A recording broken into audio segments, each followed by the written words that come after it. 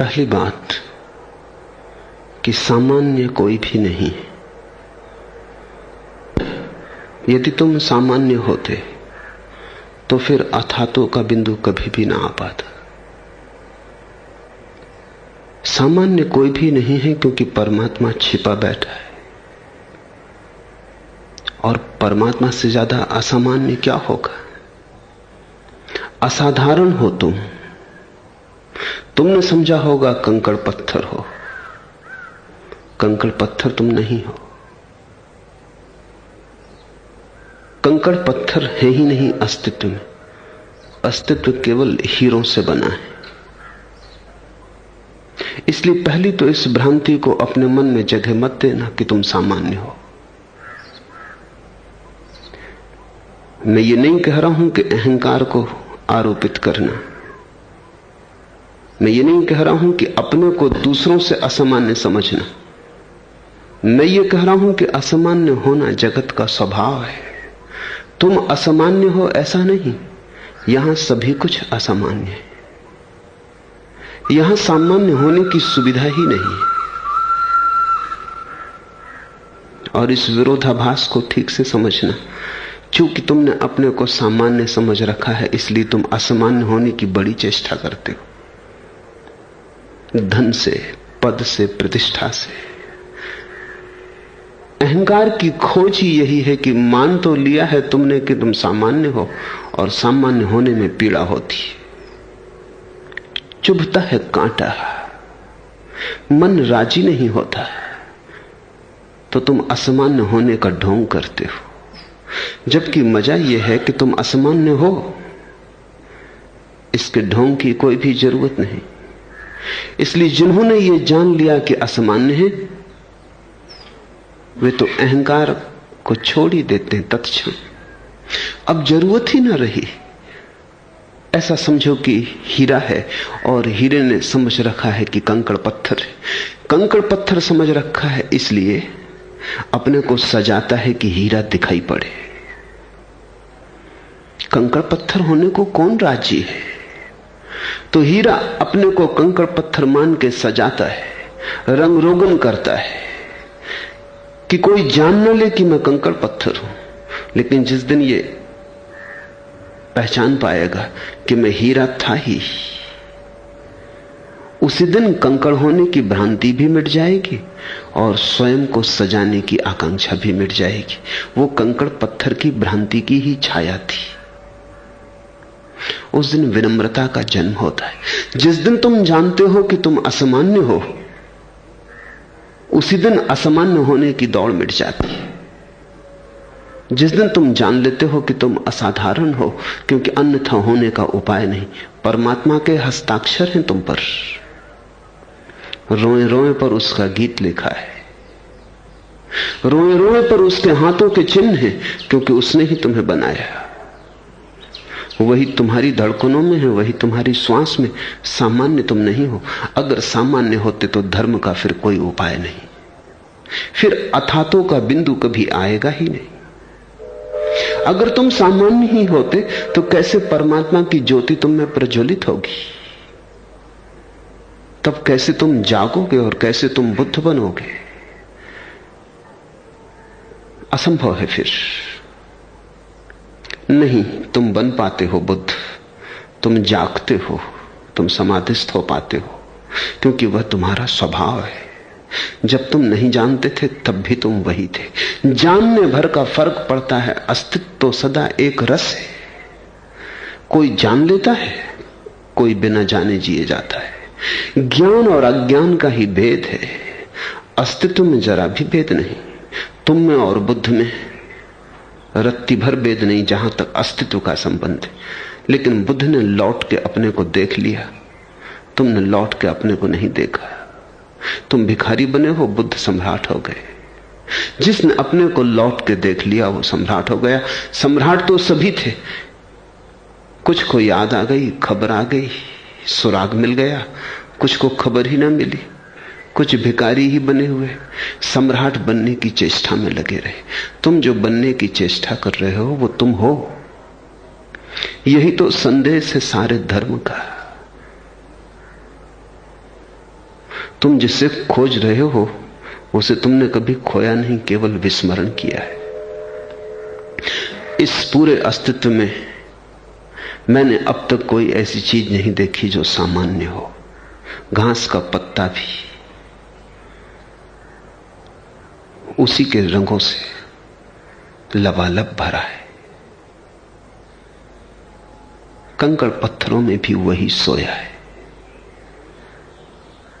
जागने वालों में वही जागता है, सोने वालों में वही सोता है, बुद्धिमानों में वही बुद्धिमान है,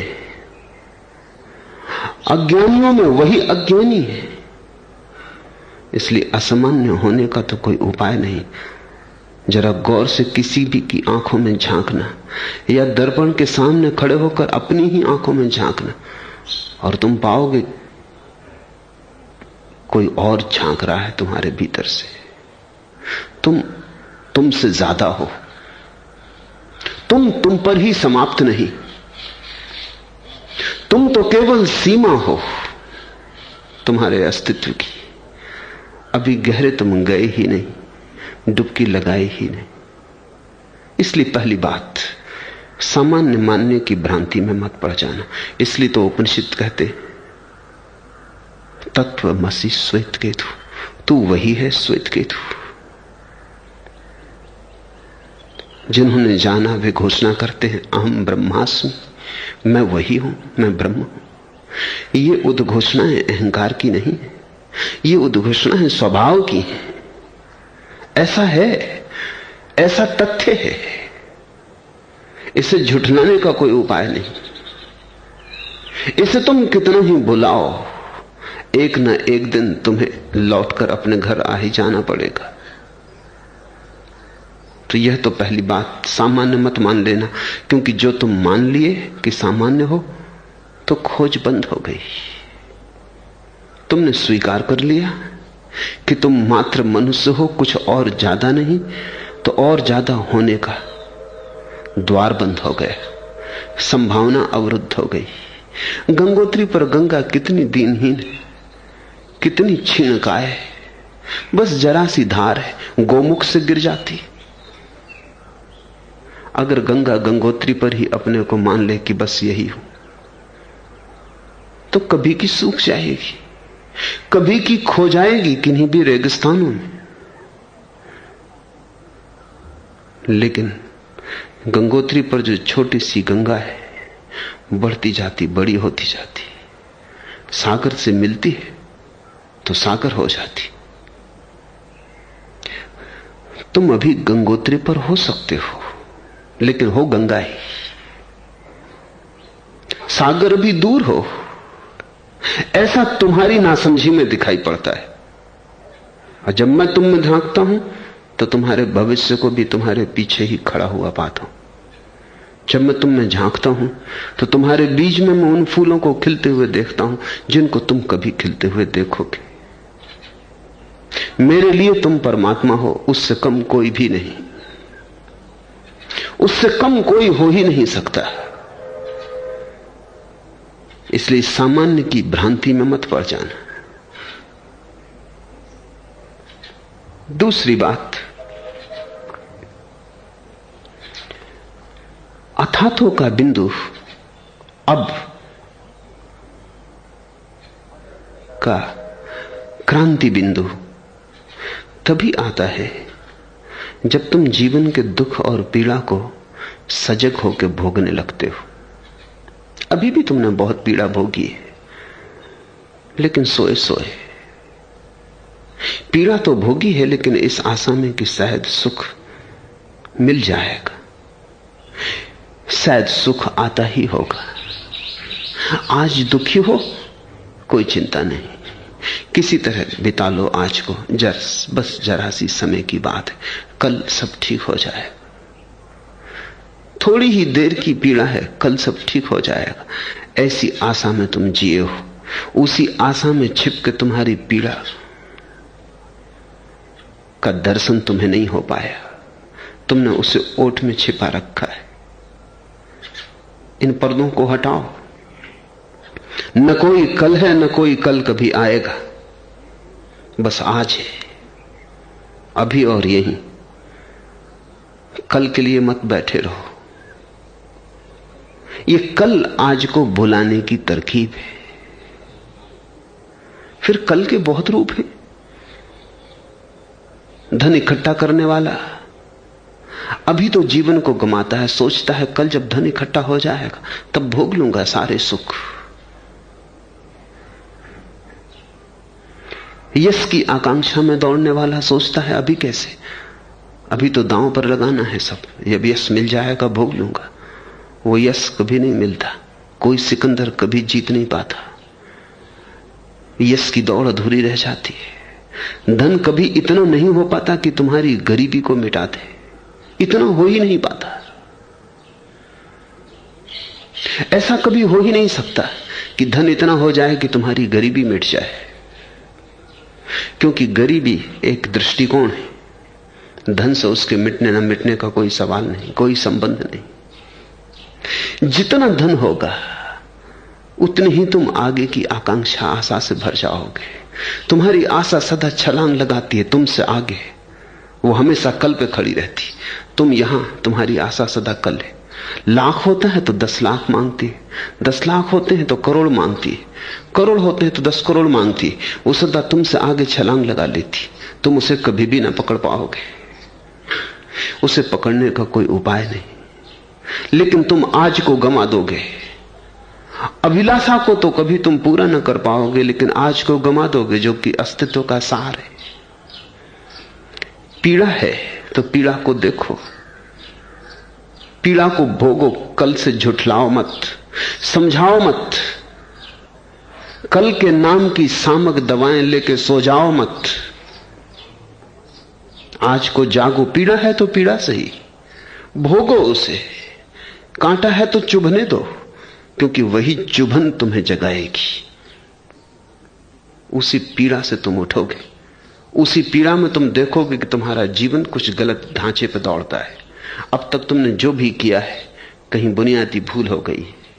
तुमने अब तक जो भी किया है परमात्मा को छोड़कर किया है, बात देकर किया है। अब तक तुमने जो भी किया उसमें परमात्मा की कोई जगह नहीं। कहते हैं गैलीलियो ने सृष्टि शास्त्र पर एक किताब लिखी और अपने एक मित्र को दिखाने ले गया। मित्र आस्तिक था, उसने पूरी किताब देख ली। उसमें ईश्वर का कहीं उल्लेख ही ना था। सृष्टि शास्त्र और सृष्टा का कोई उल्लेख ना था। वैज्ञानिक करते ही नहीं उल्लेख, उसकी कोई जरूरत नहीं मालूम होती। मित्र ने पूछा और सब ठीक है, व्यवस्थित है, तर्कबद्ध है, समझ में आता है, लेकिन जरा खाली जगह मालूम पड़ती। ईश्वर का कोई उल्लेख ही नहीं, एक बार भी नहीं। इंकार करने के लिए भी नहीं कि कह देते कि ईश्वर नहीं, इतना भी नहीं। ईश्वर के बिना सृष्टि थोड़ी अधूरी मालूम पड़ती। गैलीलियो ने कहा नहीं, उसकी कोई जरूरत ही नहीं, क्योंकि उसके बिना ही मैं सब समझा दिया हूं। उस हाइपोथेसिस की, ईश्वर की परिकल्पना का मुझे कोई प्रयोजन नहीं है। कोई चीज पूछ लो मुझसे अगर अनसमझाई रह गई हो। परमाणु का जो मंदिर है अगर खाली रहा तो वहीं से पीड़ा का आविर्भाव होता है। इसे थोड़ा समझने की कोशिश करना। पीड़ा तब तक रहेगी जब तक तुम्हारे जीवन में परमात्मा की ज्योति जलती हुई है। पीड़ा परमात्मा का अभाव है। जहां परमात्मा होना चाहिए और नहीं है वहीं पीड़ा है। तो कब तुम्हारे जीवन में अथातो की क्रांति आएगी? कब तुम कहोगे अब भक्ति की खोज? तुम कहोगे तभी जब तुम पाओगे कि तुमने अब तक जीवन की जो सार संपदा समझी थी वो सिवाय पीड़ा के निचोड़ के और कुछ भी नहीं। जिसे तुमने प्रेम जाना वो प्रेम न था, जिसे तुमने धन जाना वो धन न था, जिसे तुमने स्वयं जाना वो स्वयं न था। तुम्हारा सारा आधार ही गलत है। अहंकार को तुमने जाना स्वयं, वो तुम न थे, वो पहचान भ्रांत थी। बाहर के धन को तुमने जाना धन, वो धन न था। जो खोजा है वो धन। मौत जिसे छीन ले वो धन। ज्ञानी तुम्हारी संपदा को विपदा कहते, तुम्हारी संपत्ति को विपत्ति कहते। संपत्ति तो वही है जो मौत भी न छीन पाए। संपत्ति तो वही है जो कोई भी न छीन पाए, जिसकी चोरी ना हो सके, जिससे लुटेरे ना ले सके। मौत जिसके सामने हार जाए वही संपत्ति। तुमने सुना होगा, मित्र तो वही है जो विपत्ति में काम आ जाए। वो संपत्ति की परिभाषा है। संपत्ति तो वही है जो विपत्ति में काम आ जाए। और मौत से बड़ी विपत्ति कहां है? वहीं कसौटी है। मौत के द्वार से भी जो चली जाए नाचती हुई, वही संपत्ति है। जिसे तुमने धन समझा वो धन नहीं है, वो भीतर की निर्धनता को भुलाने का उपाय है। जिसे तुमने अहंकार समझा वो तुम नहीं हो, वो अपने आप को ढांक लेने की तरकीब है, अपने अज्ञान को झुठला लेने की तरकीब है। जिसको तुमने पद समझा वो तुम नहीं हो। जिसको तुमने पद समझा वो तुम्हें तृप्ति ना देगा। तुम और अतृप्त होते चले जाओगे। पद तो वही है जहां विश्राम आ जाए। पद का अर्थ ही होता है जिस पे विश्राम आ जाए, जिस जगह बैठ के विश्राम आ जाए, राहत मिले, जिस जगह बैठकर यात्रा समाप्त हो जाए, पैरों को चलने की अब और जरूरत न रह जाए, जहां पद अनावश्यक हो जाए, वही जगह पद है, वहीं पहुंच गए। अब कोई जरूरत नहीं कहीं जाने की। लेकिन ऐसा कोई पद तुमने बाहर जाना है जहां पहुंच के जाने की यात्रा समाप्त हो जाए? बाहर ऐसा कोई भी पद नहीं।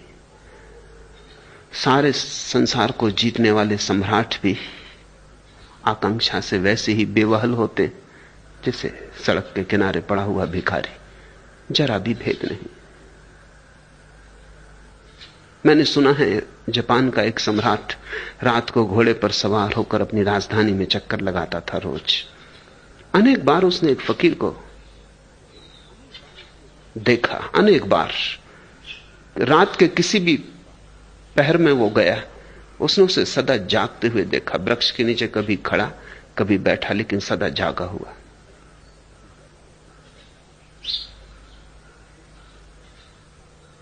सम्राट की उत्सुकता बढ़ी, सोता क्यों नहीं? पूछा एक दिन, न रुक सका। पूछा कि उत्सुकता है, उचित तो नहीं, क्योंकि तुम्हारा काम है, तुम जागो सो, मेरा क्या लेना देना। लेकिन रोज यहां से निकलता हूं तो मन में जिज्ञासा घनी होती चली गई, क्यों जागते हो? तो उस फकीर ने कहा, कुछ संभाल रहा हूं, कुछ मिल गया है, उसकी रक्षा कर रहा हूं। सम्राट ने चारों तरफ देखा फकीर के, वहां तो कुछ भी नहीं। एक भिक्षा पात्र पड़ा है, टूटा फूटा, कुछ चीथड़े कपड़े पड़े। फकीर हंसने लगा। उसने कहा, वहां मत देखो, मेरे भीतर देखो। जो मिला है वो भीतर है, वो खो ना जाए। जागने में ही उसकी रक्षा है, सोने में उसका खो जाना है, मूर्छा में फिर भूल जाऊंगा। होश रखना है। सम्राट ने कहा, मुझे तो कुछ दिखाई नहीं पड़ता। सम्राट की अपनी भाषा है, जो बाहर है वही उसकी भाषा है। फकीर की अपनी भाषा है, जो भीतर है वही उसका जगत है। वे अलग यात्रा पर है। सम्राट ने कहा, तो किसी संपत्ति की रक्षा कर रहे हो, तो फिर मुझ में और तुम में फर्क क्या है? फकीर ने कहा, फर्क ज्यादा नहीं, थोड़ा ही है, फिर भी है। फर्क इतना है कि तुम बाहर से अमीर हो, मैं बाहर से गरीब हूं। मैं भीतर से अमीर हूं, तुम भीतर से गरीब हो। फर्क इतना ही है। मैं भी गरीब हूं, मैं भी अमीर हूं, तुम भी गरीब हो, तुम भी अमीर हो। इसलिए ज्यादा फर्क नहीं कह सकता, लेकिन तुम बाहर से अमीर हो, मैं भीतर से अमीर हूं। मौत बताएगी, मौत ही कसौटी होगी। अगर तुम जीवन में झांको अपने और बचते ना रहो अपने से, जैसा मैं देखता हूं तुम बचते हो, तुम तरकीबें निकालते हो किसी तरह अपने से बचने की, किसी तरह अपने से मुलाकात ना हो जाए। हजार ढंग करते हो, कभी शराब पीते हो, कभी सिनेमा जाते हो, कभी भजन कीर्तन भी करते हो, मगर अपने को बुलाने को कहीं भी डूब जाओ, किसी तरह अपनी याद ना आए। नहीं तो तुम्हारा भजन कीर्तन भी झूठा है, वो भी शराब है। भजन कीर्तन तो तभी सच है जब वो अपने को याद लाने का आधार बने, जगाए तुम्हें, सुलाए ना। जिस दिन तुम जीवन की पीड़ा को देखोगे, आंख भर के साक्षात करोगे अपना और दुख ही दुख पाओगे। मेरे पास लोग आते हैं, वो कहते हैं कि नरक है। मैं उनसे कहता हूं हद हो गई, वहीं रहते हो, मुझसे पूछने आते हो। वो सोचते हैं कि नरक कहीं पृथ्वी के नीचे पाताल में दबा है। किन्हीं पागलों ने सोचा होगा, किन्हीं नासमझों ने कही होगी ये बात तुमसे। नरक तो जीवन को अंधेरे में जीने का ढंग है, वो तो एक दृष्टिकोण है, वो तो एक शैली है, स्थान से उसका कुछ लेना देना नहीं। स्वर्ग भी जीवन की एक शैली है, वो तुम पे निर्भर है। जाग कर जियो तो जहां हो वहां स्वर्ग, सोए सोए जियो तो जहां हो वहां नरक। नींद से पैदा होता है नरक। जरा विचारो, देखो, और तुम पाओगे सब तरफ तुम नरक से घिरे हो। और नरक की जरूरत है क्या? इतना नरक काफी नहीं कि तुम और नरक की कल्पनाएं करते हो पाताल में? जिस दिन तुम्हें जीवन का नरक दिखाई पड़ेगा, उसी दिन अथातो का बिंदु आ गया। उसी दिन तुम कहोगे अब बस हुआ, अब रुकना, पैर ठिठक जाएंगे।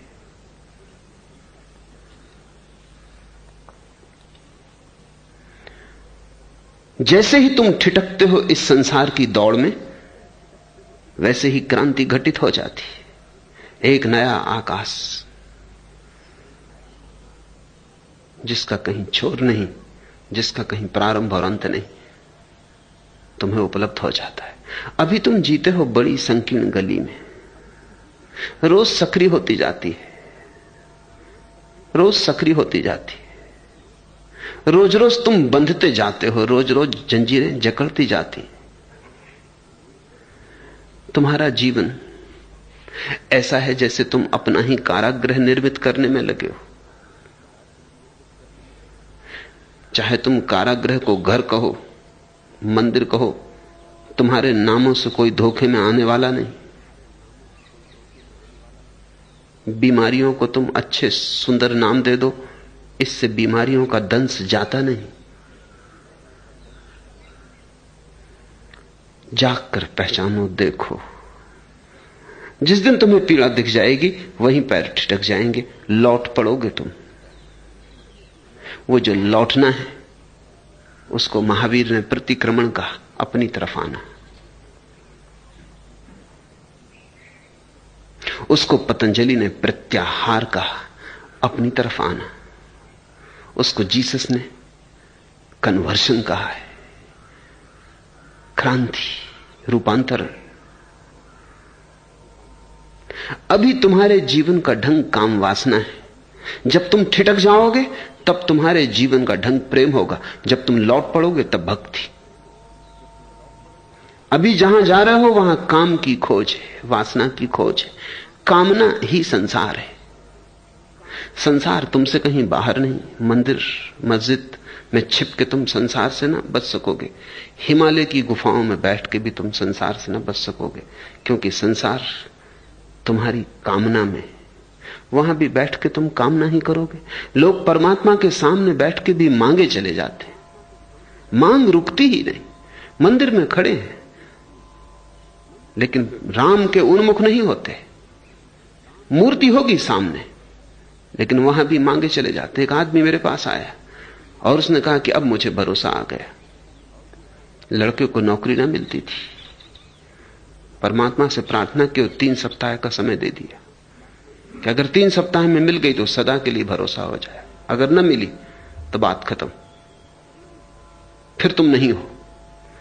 और उस आदमी ने कहा मिल गई।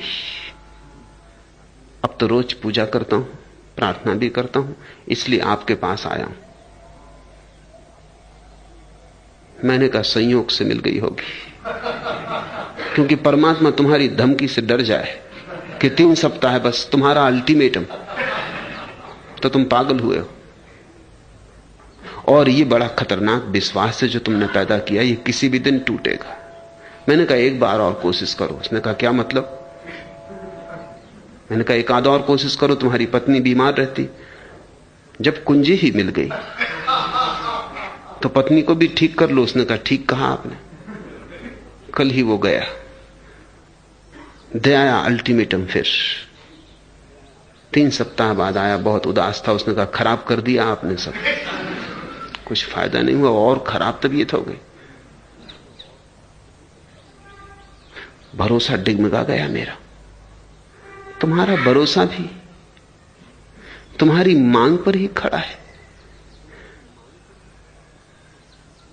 परमात्मा कुछ दे तो परमात्मा है, परमात्मा तुम्हारा अनुसरण करे तो परमात्मा है, तुम जो मांगो पूरा करे तो परमात्मा है, परमात्मा तुम्हारी सेवा में रत रहे तो परमात्मा है। परमात्मा मालिक नहीं, मालिक तुम हो। और अगर उसे तुम्हारी पूजा प्रार्थना चाहनी हो तो बदले में सेवा करता रहे तुम्हारी। तुम्हारी प्रार्थना भी झूठी है, वो भी कामना है, वहां भी संसार ही है। जब तक तुम बाहर कुछ मांग रहे हो, जब तक तुम सोचते हो बाहर कुछ मिल जाएगा जिससे तृप्ति होगी, जिससे मन चैन से भर जाएगा, राहत की सांस आएगी, आनंद के क्षण उठेंगे, अगर बाहर तुम ऐसा मांगते चले जा रहे हो तो अभी तुम नरक से बाहर नहीं जा सकते। बाहर जाना नरक में जाना है, बाहर जाती हुई चेतना नरक के बाहर नहीं जा सकती। ठिठकता है कोई देखकर जीवन की व्यर्थता, जीवन का आसार, निष्फलता। हाथ में सिवाय पीड़ा के और कोई संग्रह नहीं, हृदय में सिवाय आंसुओं के और कुछ दिखाई नहीं पड़ता। जीवन बिल्कुल अंधकारपूर्ण है, नाव डूबी अब डूबी तब डूबी जैसी हालत है। ऐसे क्षण में जब कोई ठिठक जाता है, उस ठिठकने के क्षण में प्रेम का आविर्भाव होता है। कामना गई, अब तुम मांगते नहीं, अब तुम देने को उत्सुक हो जाते हो। प्रेम देता है, काम मांगता है।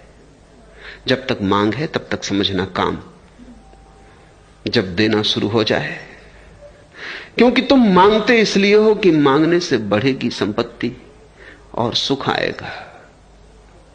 ठिठका हुआ व्यक्ति देना शुरू करता है, मांग के देख लिया, सुख ना आया, दुख आया, अब जरा उल्टा करके देख ले, देना शुरू करता है और पाता है कि सुख के हल्के झोंके आने लगे। बजने लगी वीणा कहीं दूर, यद्यपि बहुत दूर, यद्यपि पर बजने लगी, स्वर सुनाई पड़ने लगे, कोई नया लोक शुरू हुआ। ये तो ठिठके हुए आदमी की बात है। वो देने लगता है, बांटने लगता है, और जैसे जैसे बांटता है वैसे वैसे स्वर साफ होते हैं, और तब चौंक के उसे पता चलता है ये स्वर मेरे ही भीतर से आते हैं। अब तक सोचा था सुगंध बाहर है, ये मेरे भीतर से आती, कस्तूरी कुंडल बसे, ये मेरे ही नाफे में बसी है। तब लौटना शुरू होता है, अथा तो आ गया बिंदु अब, और तभी तुम नारद के इन भक्ति सूत्रों को समझ पाओगे। इसके पहले जो बाहर जा रहा है उसके लिए ये नहीं, जो ठिठका है उसके लिए भी ये नहीं, जो लौट पड़ा है उसके लिए ये है। पहली बात। दूसरी बात, जब तक तुम सोचते हो कि तुम ही अपने सुख को ले आओगे तब तक अथातो का बिंदु नहीं आता। तुम न ला पाओगे अपने सुख को, तुम ही तो सारा दुख ले आए हो। ये तुम्हारे ही उपक्रम का फल है, ये तुम्हारे ही श्रम की निष्पत्ति है। पुरानी भाषा में कहें तो कहते हैं ये तुम्हारे ही कर्मों का फल है। वो पुरानी भाषा है, बात यही है। ये तुमने ही किया है। ये जो दुख तुम्हें घेरा है, ये तुमने ही आमंत्रण दिया था। ये मेहमान बिन बुलाए नहीं आ गए, ये तुमने निमंत्रण भेजे थे।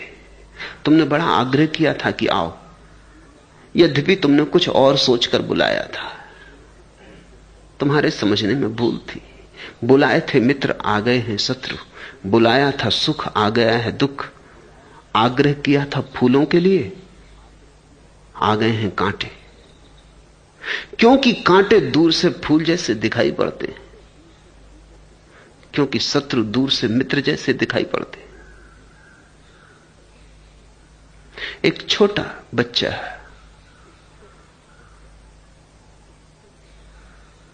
अपने साथियों के साथ यात्रा पर गया था।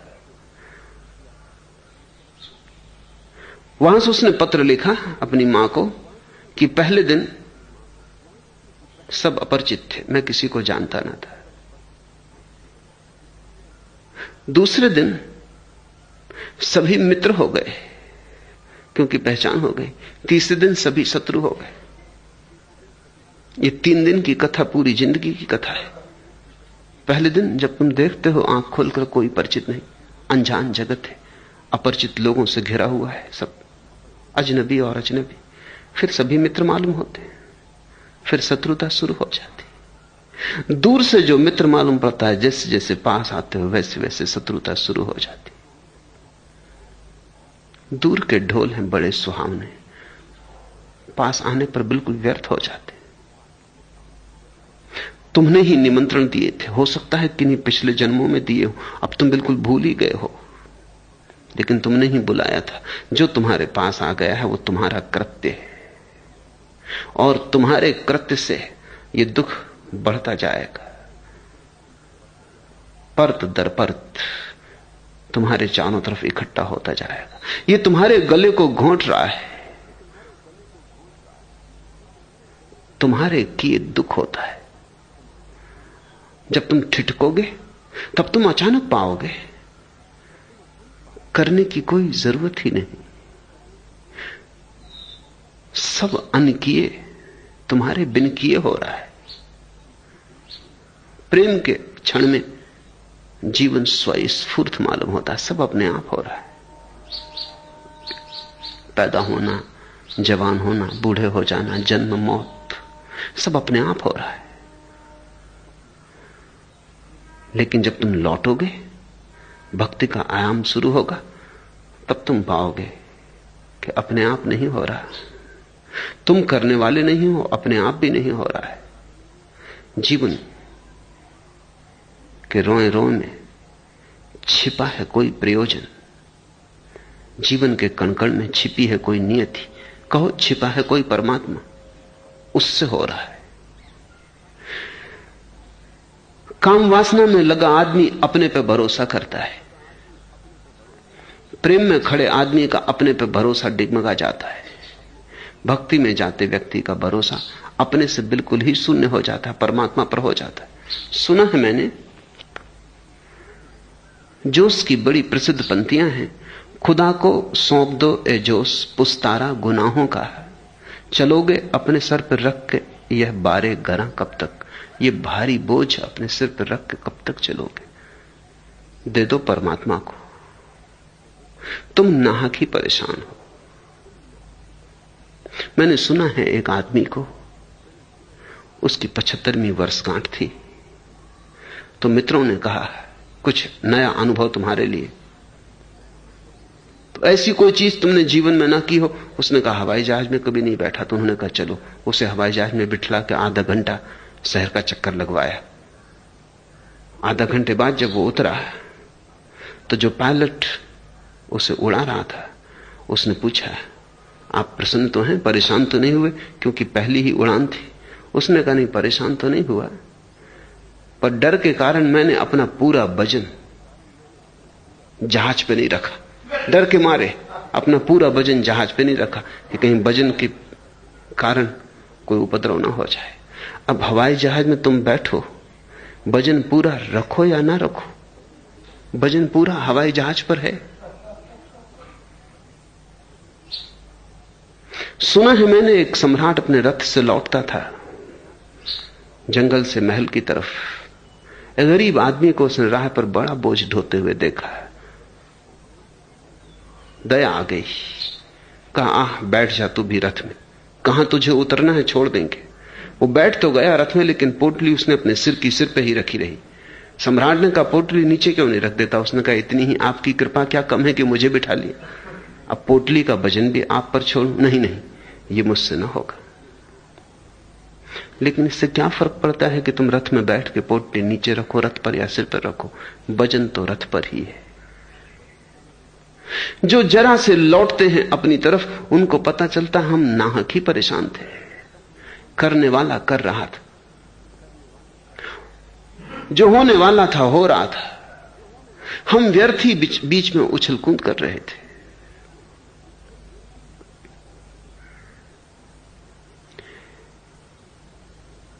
तब तुम समझना कि अब तुम्हारे भीतर भक्ति की शुरुआत हुई।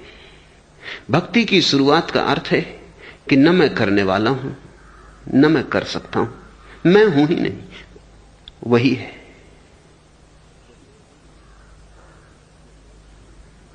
और तब तुम्हारे मन में उसके प्रति अनन्य प्रेम का जन्म होता है। तुम्हारा सारा बोझ वही ढो रहा है। और तब तो भक्त ऐसी घड़ी में आ जाता है कि वो जानता है कि भक्ति भी करने का सवाल नहीं, प्रार्थना भी मेरे किए ना होगी, वही प्रार्थना करेगा मुझसे तो होगी। अब तो उसकी तरफ जाना भी मुझसे ना होगा, वही चलेगा मेरे पैरों से तो ही पहुंच पाऊंगा। उठता नहीं है अब तो कदम, उठता नहीं है अब तो कदम मुझ गरीब का। मंजिल को कह दो दौड़ के ले मुझको राह में। धीरे धीरे उसे अपनी असहाय अवस्था का बोध होता है कि मैं तो कुछ भी नहीं, अब तो मुझ गरीब का पैर भी नहीं उठता, वही उठाए तो उठता है। और अब भय भी क्या, डर भी क्या। अगर उसे पहुंचाना ही है तो मंजिल खुद ही आके बीच राह में मुझे ले लेगी। इसलिए भक्त किनारे को नहीं मांगता, वो तो कहता है तू अगर मझधार में भी डुबा दे तो वही किनारा है। उसने अपना सारा बोझ उसी को दे दिया। कृष्ण ने गीता में अर्जुन को बस इतनी ही बात समझाई है कि तू सारा बोझ परमात्मा पे छोड़ दे। तू आराम से बैठ हवाई जहाज में, नाहक अपने बोझ को मत उठाए रख। रथ में बैठ ही गया है, सिर की पोटली भी नीचे रख दे, निमित्त